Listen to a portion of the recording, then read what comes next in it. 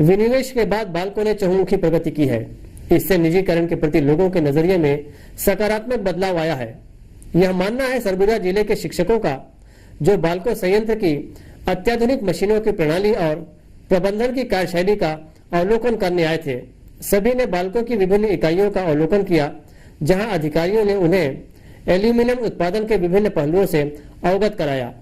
सहयोग के लिए शिक्षकों ने बाल्को प्रबंधन का आभार जताया है।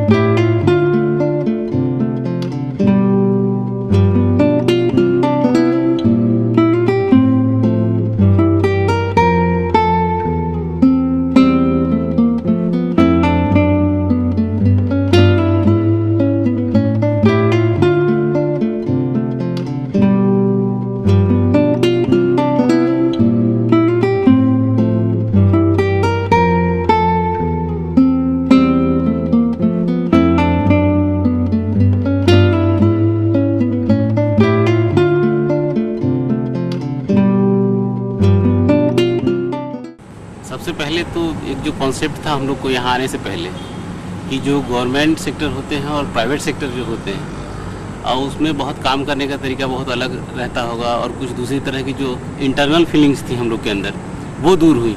हम लोग को ये लगा कि जो प्राइवेट सेक्टर हैं वहाँ भी बहुत बेहतर काम हो सकता है और बेहतर मैनेजमेंट हो सकता है। पहले ये मानते थे हम लोग चूँकि गवर्नमेंट सेक्टर के लोग हैं तो हम लोग ये मानते थे कि गवर्नमेंट सेक्टर में ही बहुत बेहतर काम होता है, मैनेजमेंट ठीक होता है और वहाँ सारा काम सेंट्रलाइज्ड रहता है और मेरे ख्याल से उसमें काम करने वालों को बहुत सारी दिक्कतें आती होंगी, ऐसा महसूस करते थे। लेकिन यहाँ आने के बाद इतना बेहतर मैनेजमेंट देखने के बाद और सारी व्यवस्थाएं बिल्कुल चुस्त दुरुस्त देखने के बाद और यहाँ ये बताया गया हम लोगों की यहाँ की जो सैलरी है वो भी बहुत पर्याप्त है और साथ में बोनस भी दिया जाता है। इन सारी बातों को देखते हुए हम लोगों को एहसास हुआ कि किसी भी सेक्टर का प्राइवेटाइजेशन कोई बुरी बात नहीं है, इससे बेहतर काम हो रहा है। बहुत अच्छा प्रबंधन है, बहुत ही बढ़िया लगा।